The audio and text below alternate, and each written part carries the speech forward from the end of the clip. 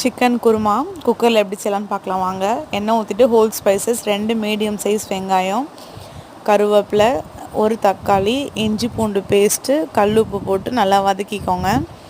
வதங்கினதும் 1/2 kilo chicken add பண்ணியிருக்கேன். அதில் 1 டேபிள் ஸ்பூன் தயிர், மஞ்சத்தூள், வீட்டில் அரைச்ச சிக்கன் மசாலா 2 ஸ்பூன் ஆட் பண்ணியிருக்கேன். 1 ஸ்பூன் குழம்பு மிளகாத்தூள், 1/2 ஸ்பூன் கரம் மசாலா போட்டு மிக்ஸ் பண்ணிவிட்டு 1/2 கிளாஸ் தண்ணி ஊற்றி குக்கரை மூடி 2 விசில் வச்சு ஆஃப் பண்ணிவிடுங்க.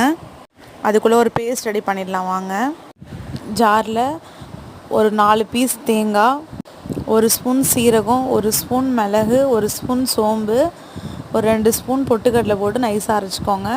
அதில் ஒரு மீடியம் சைஸ் உருளைக்கிழங்கு, ஒரு 10 பீஸ் முருங்கைக்காய் ஆட் பண்ணியிருக்கேன். அரைச்சி வச்ச பேஸ்ட்டு ஊற்றிட்டு ஒரு 1/2 கிளாஸ் தண்ணி ஊற்றி குக்கரை மூடி 1 விசில் வச்சு ஆஃப் பண்ணிவிடுங்க. சூப்பரான கிரேவி ரெடி ஆகிடுச்சு. சுட சுட இட்லிக்கு அட்டகாசமாக இருக்கும். வீடியோ பிடிச்சா லைக்